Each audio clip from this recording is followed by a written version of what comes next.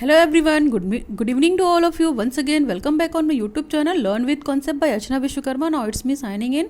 Hope you all are good. As you know that कि हम course 4 पढ़ रहे हैं और बहुत खुशी की बात है कि हमने कोर्स 4 में दो यूनिट पूरी तरीके से कंप्लीट कर ली है. इसका प्लेलिस्ट बना हुआ है, आप जाकर देख सकते हैं. हमारी यूनिट 1 और यूनिट 2 से रिलेटेड जितने भी टॉपिक्स थे हमने पूरा डिटेल में स्टडी किया हुआ है. उसके वीडियोस अपलोड कर दिए हैं, आप वहाँ पे जाकर देख सकते हैं. इसके अलावा हमने LSRW के पूरे वीडियोस बना दिए हैं, listening, speaking, reading and writing also. तो आप उन वीडियोस को देखिए और डेफिनेटली आपको हेल्प मिलेगा. आज हम स्टार्ट करते हैं कोर्स 4 में ही लैंग्वेज अक्रॉस द करिकुलम में यूनिट 3. ठीक है, which is aspects of language teaching, यानी कि जो भाषा शिक्षण है उसके एस्पेक्ट क्या हैं या उसके पक्ष क्या हैं.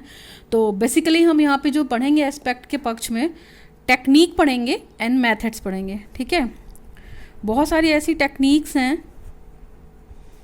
Techniques and methods. तो आप यहाँ पे कुछ मेथड्स पढ़ेंगे, टेक्निक्स भी पढ़ेंगे. ठीक है, तो आप में से हो सकता है बहुत से लोग बहुत सारी टेक्निक्स जानते हों, क्योंकि हम ये चीज़ें पैडागोजी में भी यूज़ करते हैं. और ये डेफिनेटली इंग्लिश पैडागोजी, जिनका भी मेथड ऑफ टीचिंग इंग्लिश है, वो हेल्प करेगा. इसके अलावा और भी पैडागोजिकल सब्जेक्ट्स जो हैं आपके बीएड में जो आप लेते हो, ठीक है, उसमें हेल्प करेगा आपको aspects of language teaching. Basically यहाँ पे हम भाषा शिक्षण के क्या पक्ष हैं उसके बारे में बात करेंगे regarding the techniques and the methods. तो आज हम सबसे पहली टेक्निक पढ़ेंगे डिस्कशन. चलिए स्टार्ट करते हैं यूनिट 3 के बारे में. तो आज हमारा पहला टॉपिक है यूनिट 3 का डिस्कशन, जिसको हम हिंदी में विचार विमर्श बोलते हैं.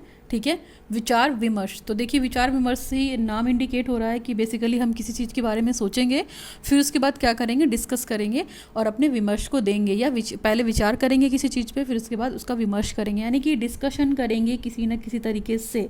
विचार विमर्श जो है वो पूरी तरीके से क्या है, एक तरीके का डेमोक्रेटिक प्रिंसिपल है. डेमोक्रेटिक प्रिंसिपल का मतलब यू नो दैट कि आप कुछ भी बोलने के लिए, किसी भी कंटेंट पे बोलने के लिए, किसी भी टॉपिक पे बोलने के लिए बिल्कुल स्वतंत्र हैं, बिल्कुल फ्री हैं.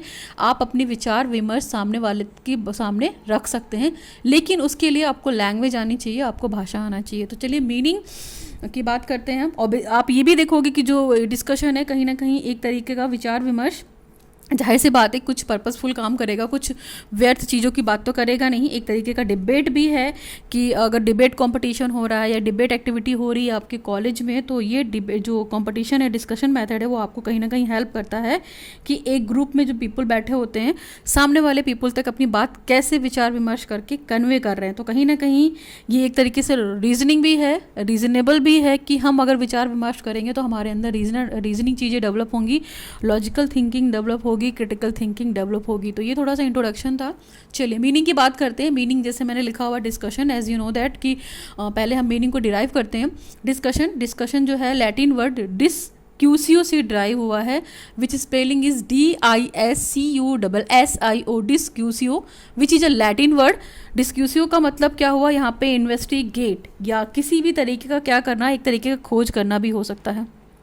खोज करना जिसके बारे में आप जानते नहीं हो, आप कहीं भी भूले भटकते चले जा रहे हो. अगर आपको टॉपिक पता नहीं है, टॉपिक पता भी है तो भी आपको कुछ इन्वेस्टिगेट करना है, खुद से कुछ खोज करनी है, इसको बोलते हैं हम डिस्कशन या इन्वेस्टिगेट भी कह सकते हैं. तो मीनिंग आप इस तरह ड्राइव कर सकते हैं. ओके, तो चलिए हम डिक्शनरी, यहाँ पे एक डिक्शनरी की डेफिनेशन लिखी हुई है बाय द ऑक्सफोर्ड डिक्शनरी की. बेसिकली होता क्या है ना, और मैंने आपको बताया कि ये क्या है, डिस्कशन मेथड एक तरीके का इंपॉर्टेंट मेथड ऑफ टीचिंग है. बेसिकली ये मॉडर्न प्रिंसिपल पे बेस्ड है. इसके अलावा ये बहुत बेस्ट है डिबेट कॉम्पिटिशन्स के लिए. जो वाद विवाद चीज़ें होती हैं, आपको क्या खोजने के लिए प्रेरित करता है ना, आपको खोजने के लिए, इन्वेस्टिगेशन करने के लिए, नई नई चीज़ों को इनोवेट करने के लिए, इनोवेशन करने के लिए आपको ये मेथड काफ़ी इंस्पायर करता है. यहाँ पे हमारे पास एक डेफिनेशन भी है ऑक्सफोर्ड डिक्शनरी की, आप देखिए. The act of talking about something with another person और अ ग्रुप ऑफ पीपल. मतलब विचार विमर्श क्या है, एक तरीके का विचार विमर्श जो है वो किसी भी एक व्यक्ति के साथ या ग्रुप के लोगों के साथ किसी भी टॉपिक पे बात करने का क्या है, एक्टिविटी है, बात करने की प्रक्रिया है. यानी कि अगर हम सीधे सीधे शब्दों में बोलना चाहेंगे तो विचार विमर्श क्या है, किसी व्यक्ति या लोगों के साथ, ठीक है, या जो समूह भी हो सकता है, आप किसी के साथ भी डिस्कशन कर सकते हैं ना, जरूरी नहीं है कि वो हमारा परिचित ही हो. तो विचार विमर्श किसी अन्य व्यक्ति या लोगों के साथ किसी भी टॉपिक के बारे में बात करने को कहता है, that is all about the विचार विमर्श या डिस्कशन मैथड। ठीक है, discussion method of teaching is a group activity involve the teacher and the student to define the problem and seek it solution. देखिए डिस्कशन मैथड में क्या होता है बेसिकली कि यानी इस टीचिंग मेथड में ये ग्रुप एक्टिविटी मेथड है ना, यहाँ पे बहुत सारे बच्चे इन्वॉल्व होंगे, उसके साथ टीचर भी इन्वॉल्व होगा, जिसमें क्या किया जाएगा कि टीचर के द्वारा जो प्रॉब्लम दी जाएगी बच्चे और टीचर मिलकर उस प्रॉब्लम का सोल्यूशन ढूंढने की कोशिश करेंगे। तो बेसिकली ये क्या है, ग्रुप एक्टिविटी में होता है। ठीक है, ये एक्टिविटी है एक तरीके की। इसके अलावा यहाँ पर टीचर और स्टूडेंट भी एक्टिव हैं। तो ये थोड़ा सा मीनिंग था, पॉइंट्स थे। चलिए आगे डिस्कशन करते हैं। डिस्कशन मेथड या विचार विमर्श में क्या है इंपॉर्टेंट अगर हम बात कर सकते हैं तो देखिए मैंने यहाँ पे कुछ एक फ्लो चार्ट टाइप का बना रखा है। इसको हम टू वे कम्युनिकेशन कहते हैं। टू वे कम्युनिकेशन इसलिए कहते हैं कि यहाँ पे एक छोर पे यानी एक पोल पे क्या होता है, टीचर होता है, दूसरे पोल पे आपके स्टूडेंट होते हैं यानी आपका बच्चा होता है। तो ये दो तरफा कम्युनिकेशन होता है क्योंकि यहाँ पे टीचर भी बोलता है और बच्चे भी बोलते हैं और दोनों मिल के डिस्कशन करते हैं, प्रॉब्लम का सोल्यूशन अराइज करते हैं। ठीक है, फिर नेक्स्ट पॉइंट में है ideas plus knowledge plus experience. इससे क्या होता है, आपको नए नए थॉट्स आते हैं, नए नए आइडियाज़ आते हैं और जब नए थॉट्स आएंगे तो कहीं ना कहीं आपकी नॉलेज इंक्रीज़ होगी, इंक्रीमेंट होगा उस नॉलेज में। इसके अलावा आपको नए ज्ञान का अनुभव भी होगा। तो इसलिए आप इसको ऐसे फ्लो चार्ट बना के लिख सकते हैं, it is more exploring than the written material.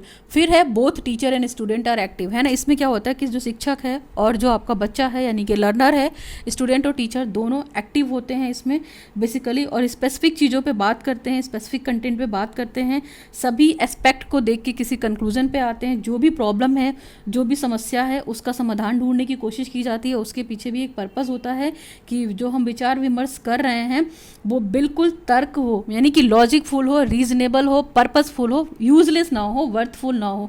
तो जो हमारा टॉपिक है, जो हमारा प्रॉब्लम होगा, उससे कुछ रिलेटेड हमारे ऑब्जेक्टिव होंगे। उन ऑब्जेक्टिव को अचीव करने के लिए हम डिस्कशन मेथड भी करवाते हैं। डिस्कशन मेथड एक तरीके की टीचिंग टेक्निक है जो हम क्लास में क्या करते हैं, अडॉप्ट करते हैं। नेक्स्ट हमारा है कैरेक्टरिस्टिक्स। कैरेक्टरिस्टिक्स का मतलब है यहाँ पे आपका क्या, कैरेक्टरिस्टिक्स इन द सेंस की विशेषताएं। जाहिर सी बात है हमने इतना मेथड पढ़ा है, ठीक है, तो कुछ कैरेक्टरिस्टिक्स भी होंगी। तो देखो डिस्कशन मेथड के बारे में अगर मैं थोड़ा सा और बोलना चाहूँ तो मैं ये बोल सकती हूँ कि डिस्कशन मेथड कोई नया कॉन्सेप्ट नहीं है। हाँ, आप पहले के टाइम में चले जाइए, जैसे पहले घरों में क्या होता था कि हम कुछ सोशल इश्यूज़ पे डिस्कशन करते थे। लाइक जैसे अभी एक बहुत मतलब सोसाइटी का एक बहुत बड़ा इशू है दहेज प्रथा, कि समाज में जो दहेज प्रथा है इसको हम कैसे ख़त्म करेंगे। आफ्टर ऑल इसके लिए क्या रेस्क्यू होने चाहिए, क्या क्या बचाव होने चाहिए, क्या क्या उपाय होने चाहिए। तो जैसे ये टॉपिक है एज ए एग्जाम्पल कि समाज में हम दहेज प्रथा को कैसे समाप्त करेंगे, तो डिस्कशन मैथड के थ्रू हम ये काम क्लास में भी करा सकते हैं और बच्चों से उनके विचार को अडॉप्ट कर सकते हैं, बच्चों से विचार विमर्श करके कुछ सोल्यूशन निकाला जा सकता है। तो ये टॉपिक और ये चीज़ें बहुत पहले से सोसाइटी में होती चली आ रही हैं कि बच्चे क्या करते हैं, टाइम टाइम पर अपनी प्रॉब्लम को समझना, अपनी प्रॉब्लम का सोल्यूशन निकालने के लिए क्या करते हैं, एक दूसरे के साथ या बड़े लोगों के साथ कुछ विचार विमर्श करते हैं और उनका सोल्यूशन निकालने की कोशिश करते हैं। तो बेसिकली जो डिस्कशन मेथड है वो टॉपिक वाइज भी हो सकता है। टॉपिक मिलेगा तो आपको सोल्यूशन भी मिलेगा, प्रॉब्लम होगा तो आपको सोल्यूशन मिलेगा। और एक तरीके से सोल्यूशन निकालने की ये बेस्ट टेक्निक है। क्यों? क्योंकि यहाँ पे जो पीपल इन्वॉल्व होते हैं वो ग्रुप में इन्वॉल्व होते हैं या पर्टिकुलर कोई व्यक्ति भी हो सकता है। तो जाहिर सी बात है कि बहुत सारे लोग जब अपने आइडियाज़ देंगे तो आइडियाज़ मिलके बहुत अच्छे आइडियाज़ हो जाएंगे ना, बहुत सारे थॉट्स मिलके एक बेस्ट थॉट बनाया जा सकता है। और बनाकर क्या कर सकते हैं, जो हमारे लर्निंग ऑब्जेक्टिव हैं जिनको हम अप्लाई करते हैं अपनी लाइफ में, तो उनसे क्या कर सकते हैं, कुछ सीख सकते हैं, कुछ नया बेटर कर सकते हैं और अपने जो हमारे लर्निंग ऑब्जेक्टिव है उसको अचीव कर सकते हैं। और बेसिकली यहाँ पे teacher as well as student दोनों इन्वॉल्व हैं, तो जाहिर सी बात है कुछ ना कुछ अच्छा होगा। चलिए कैरेक्टरिस्टिक्स की बात कर सकते हैं कि कैरेक्टरिस्टिक्स क्या होता है। जाहिर सी बात है मेथड है तो उसके कैरेक्टरिस्टिक्स या डीमेरिट या मेरिट्स भी होंगी। तो विशेषताएं क्या है, देखिए discussion is conversation with an argument.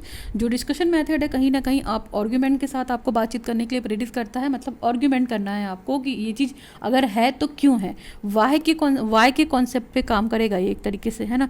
Y या क्यूरियोसिटी भी हो सकती है, ठीक है, क्यूरियोसिटी भी हो सकती है, ठीक है, क्वेश्चन मार्क बड़ा सा लग गया, ये सारी चीज़ें भी होती हैं। व्हाट, ठीक है, वाई, ये सब, तो ये सारी चीज़ों पे काम करेगा। तो आप ध्यान रख सकते हैं इन सब चीज़ों को कि आर्गुमेंटेड चीज़ें हैं। फिर it is extended communication of an interactive dealing with the some particular topic. ये क्या होता है बेसिकली एक डिटेल्ड, मतलब एक्सटेंडेड क्या मतलब कितना भी बोलेंगे तो हम कम रहेगा ना। बच्चों को डिबेट करने के लिए बोलते हैं तो देखिए उनके पास टाइम लिमिट नहीं होता, वो कुछ भी बोलते रहते हैं, वो काफ़ी देर तक बोलते रहते हैं। तो कोई टाइम लिमिट नहीं है कम्युनिकेशन का कि पर्टिकुलर हम किसके बारे में बात कर रहे हैं। तो ये डिपेंड करता है कि जो भी जिस टाइम पे आपको जो भी स्पेसिफिक टॉपिक दिया जा रहा है आप उसी के अकॉर्डिंग उस पर डील करिए और उसको डिस्कस करने की कोशिश कीजिए। नेक्स्ट है discussion can present opportunities for student to engage in using extended chunks of language for a purpose convincingly defined one sided of an issues. यानी कि क्या कर सकते हैं, डिस्कशन बच्चों के लिए बहुत बेनिफिटेड है, बच्चों के ऑब्जेक्टिव को क्या करेगा, अचीव करेगा, फिर आपको क्या करेगा, लैंग्वेज सिखाएगा, लैंग्वेज एक्सपेंडेशन का काम करेगा, वो कहीं ना कहीं वो भी हेल्प करेगा, आपको बहुत सारी ऐसी अपॉर्चुनिटी देता है जो कि आपको इशूज़ पे बोलने के लिए प्रेरित करता है। अगर आप किसी मुद्दे की बात करना चाहते हो तो आपके एक एस्पेक्ट को वो सुनता है और काफ़ी क्लेरिफाई भी करता है। तो डिस्कशन मैथड कहीं ना कहीं आपके लिए बहुत पर्पसफुल है ना। आपके अंदर भाषा का भी निर्माण होगा, आप चीज़ों को बोलना सीखोगे, टैकल करना सीखोगे और आपके अंदर से हेजिटेशन भी दूर होगी कहीं ना कहीं। नेक्स्ट है discussion require the extensive preparation by the learners call for the interaction in the groups and make use of at least the following language function. जो डिस्कशन मेथड है आपका, कहीं ना कहीं जो शिक्षार्थी हैं, आपके स्टूडेंट हैं, उनको क्या करता है, एक ब्रॉड प्रिपरेशन की आवश्यकता होती है। जिस भी टॉपिक पे आपको डिस्कशन करना, आप पहले से उसको प्रिपेयर करके आएंगे, ठीक है। उसके अलावा जिस भी ग्रुप में आप चीज़ों को इंटरेक्ट करना चाह रहे हो तो आप एटलीस्ट कुछ लैंग्वेज जो यूज़ होती हैं, भाषा जो यूज़ होती है, आप उनको पहले से प्रिपेयर करना पड़ेगा। आप ऐसे ही जाकर किसी टॉपिक पर डिस्कस नहीं कर सकते हैं। एग्जैक्टली जो डिस्कशन करना है उसको आपको पहले से प्री प्लानिंग करनी पड़ेगी ताकि चीज़ें क्या हों, उस सब चीज़ों से रिलेट खाती हों, पर्सनल रिलेट खाती हों। नेक्स्ट है आपका रिलेट पर्सनल एक्सपीरियंसेस। ये क्या करती है, आपके जो पर्सनल अनुभव हैं उनको रिलेट करती है, ठीक है। फिर कंट्रीब्यूट द आइडियाज़ और पर्सनल ओपिनियन, आपका अपना जो विचार है उसको क्या करती है, उन लोगों के साथ इन्वॉल्व करती है। आप अपने विचारों को सामने वाले तक रखोगे तो आपके विचारों का योगदान भी होगा, आप अपना पर्सनल ओपिनियन भी दे सकते हैं। फिर है it helps to improve the critical thinking, decision making, evaluating and the communication skill. और डिस्कशन मेथड क्या करती है, बच्चों में क्रिटिकल थिंकिंग का विकास करती है, क्रिटिकल थिंकिंग का डेवलपमेंट करती है, डिसीजन लेने की योग्य बनाती है। फिर चीज़ों का मूल्यांकन करना भी सिखाती है कि कौन सी चीज़ अच्छी है, कौन सी चीज़ और बेटर हो सकती है, ठीक है। जो कमियां हैं उसको हम कैसे दूर कर सकते हैं। इसके अलावा कम्युनिकेशन स्किल तो आपकी इफेक्टिव बनाती है। It provides the opportunity to learn from each other. ये क्या करती है, सभी को एक तरीके का अवसर देती है कि हम एक दूसरे से कुछ ना कुछ सीखें, क्योंकि हम सभी के पास अलग अलग तरह की नॉलेज है।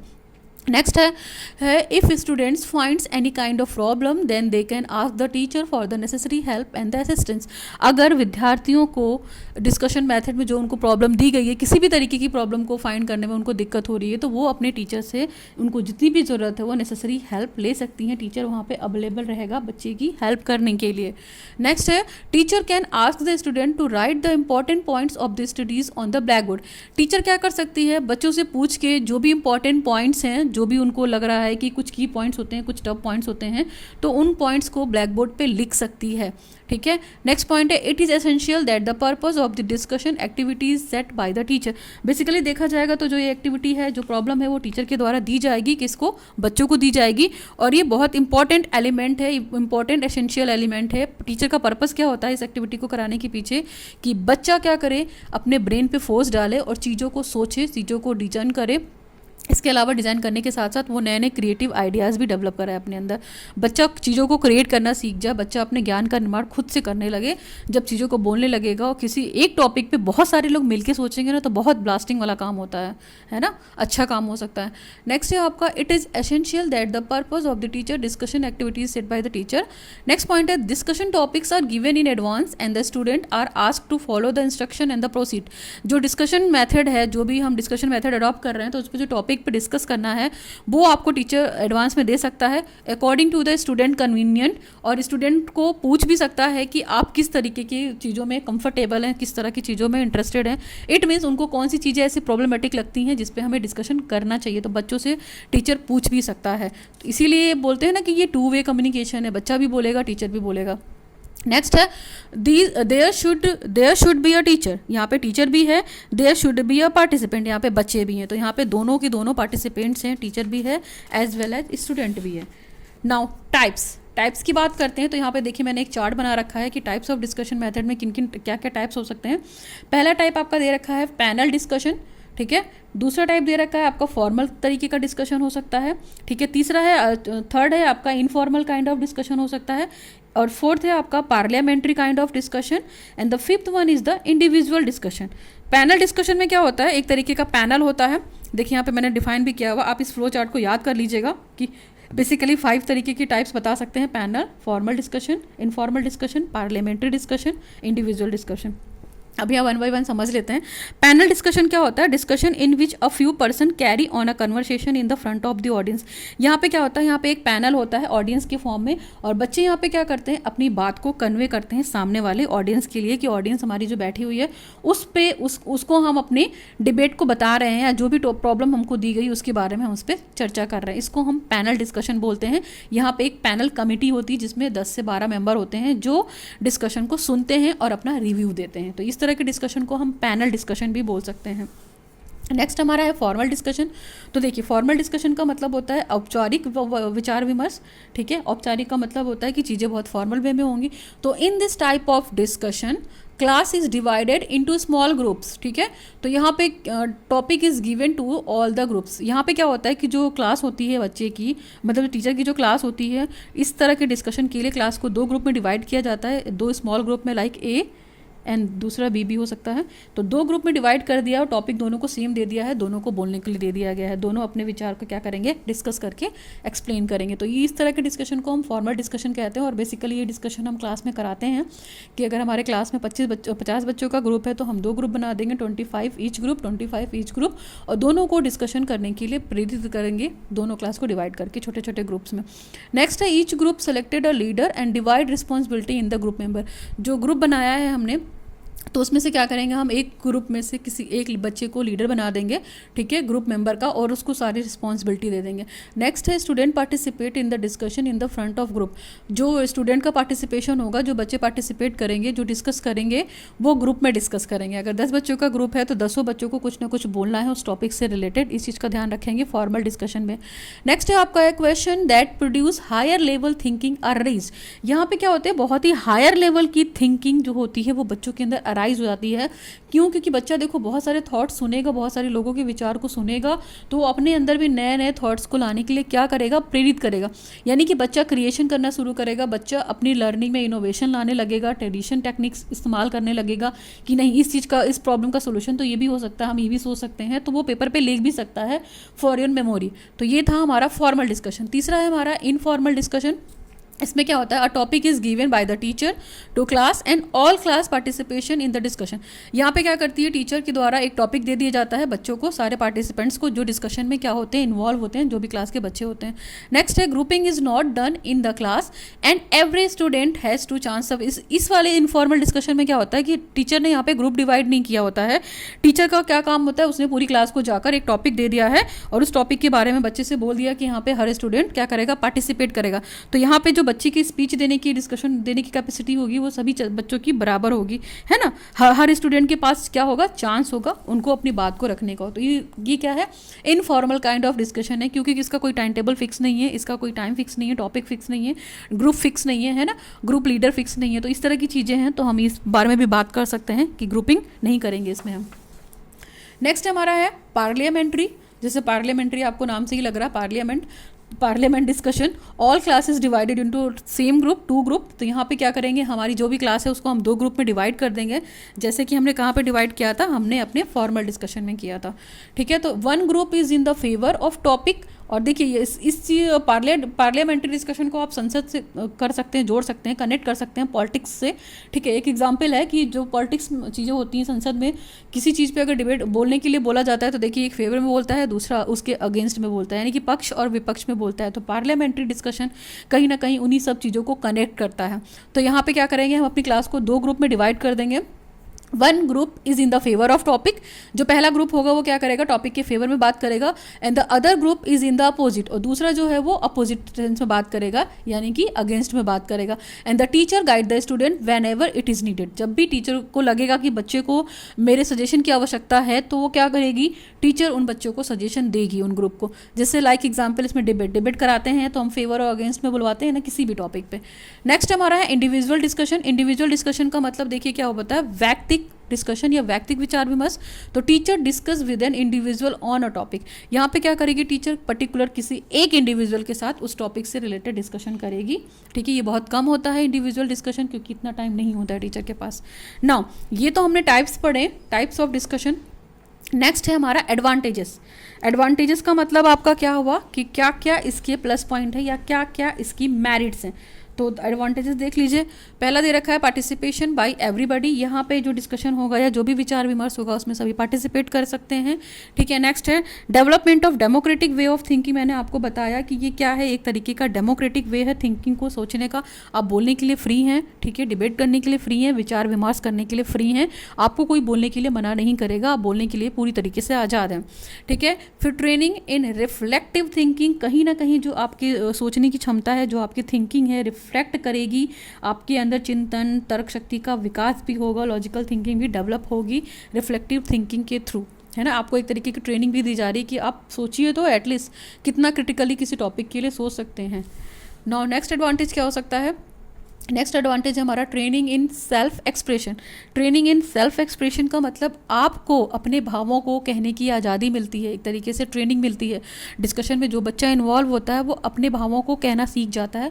उनके अंदर आपने देखा होगा बहुत से बच्चे ऐसे होते हैं जो हेजिटेशन फील करते हैं किसी के सामने भी बोलने में, तो ये फीलिंग भी कहीं ना कहीं बच्चे के अंदर रहेगी, तो हेजिटेशन भी थोड़ा सा कम होगा बच्चा, क्योंकि यहाँ पे खुद की बातों को रख पाएगा, सेल्फ को इंट्रोड्यूस कर पाएगा कि हम क्या हैं और हम कितनी चीज़ें जानते हैं। फिर नेक्स्ट हमारा स्पिरिट ऑफ टॉलरेंस इनकलकुलेटेड, है ना।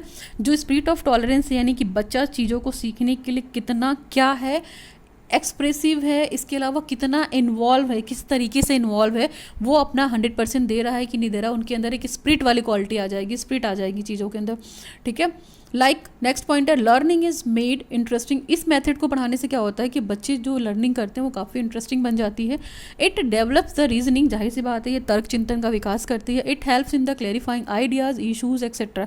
ये क्या करती है, चीज़ों को और कॉन्सेप्ट को क्लेरिफाई करने में हेल्प करती है। जो भी आपके आइडियाज़ हैं, जो भी आपका कंटेंट है, जो भी आपका तथ्य है, आपके विचारों को स्पष्ट करती है। तो ये सारी चीज़ें भी यहीं कहीं ना कहीं इनको डेवलप करने की योग्यता का विकास होता है। और जो स्टूडेंट होते हैं कहीं ना कहीं एक दूसरे की फीलिंग को रिस्पेक्ट करना भी सीख जाते हैं, भले वो आपके अगेंस्ट में बोल रहे हैं लेकिन उनको सुनना तो है ना। तो it develops the study habit, और ये बच्चों में पढ़ने की हैबिट को डेवलप करता है। It helps the teacher in identifying leadership quality among the student. और जो बच्चे होते हैं वो कहीं ना कहीं अपने आप को लीडर समझने लगते हैं इन सब चीज़ों में इन्वॉल्व होकर डिस्कशन करके बोलने के बाद। तो जब लीडरशिप की क्वालिटी बच्चे के अंदर आ जाएगी तो जाहिर सी बात है उसका मोटिवेशन और बढ़ेगा और वो नेक्स्ट टाइम के लिए डिबेट होगा तो वो बढ़ चढ़कर हिस्सा लेगा। तो that is the advantages of the discussion method.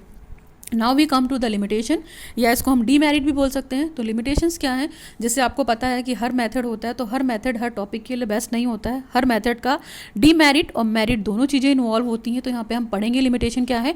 All types of topic can not be taught by the discussion method. जो सारे तरीके के टॉपिक हैं, मतलब इस विधि से अगर हम सारे टॉपिक्स को पढ़ने बैठेंगे तो वो किसी भी तरीके से कंप्लीट नहीं हो पाएंगे वो टॉपिक्स, ठीक है, क्योंकि it's a time taking. Next है this method can not be use for the teaching of small children. इस मेथड में क्या कर सकते हैं हम, छोटे बच्चों के लिए हम टीचिंग, मतलब जो छोटे बच्चे हैं जिनको स्मॉल चिल्ड्रन हैं, जो प्राइमरी लेवल के बच्चे हैं, उस क्लास के लिए हम इस मेथड को नहीं यूज़ कर सकते। क्यों? क्योंकि जो छोटे बच्चे होते हैं उनके अंदर अभी इतनी अच्छे से रीजनिंग पावर डेवलप नहीं होती है, वो इतने अच्छे से चीज़ों को तर्क नहीं दे सकते हैं, विचार विमर्श नहीं कर सकते हैं। तो ये थोड़ी हायर लेवल की बात है, हायर क्लासेस के लिए बेटर है।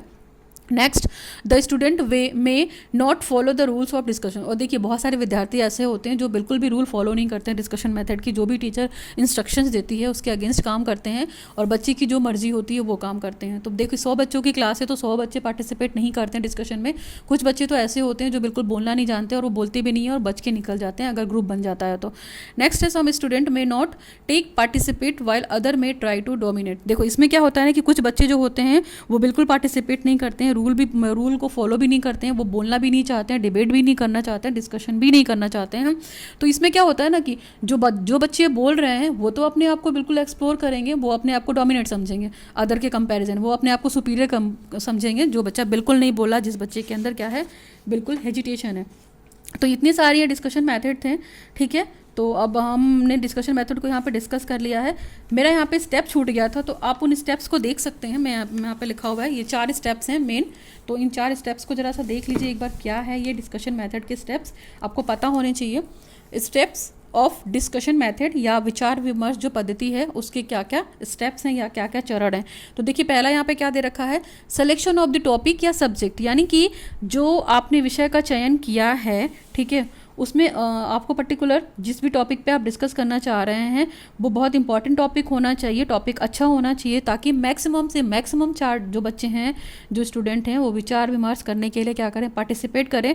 अगर आपको टॉपिक इंटरेस्टिंग नहीं होगा, आपका सब्जेक्ट इंटरेस्टिंग नहीं होगा, तो बच्चे क्या करेंगे, वो उसमें डिफ़िकल्टी फील करेंगे और वो क्या करेंगे, वो इसमें पार्टिसिपेट नहीं करेंगे। तो इसलिए सिलेक्शन ऑफ द टॉपिक बहुत इंपॉर्टेंट स्टेप है जिस भी टॉपिक के बारे में आप बात करना चाहते हो। जैसे अगर हम बात करते हैं तो आप टॉपिक ऐसा लीजिए जिस पे सारे बच्चे प्रॉपर वे में बोल पाएँ, बच्चों के लिए वो अडॉप्टेबल हो और टॉपिक को वो खोज भी सकें खुद से।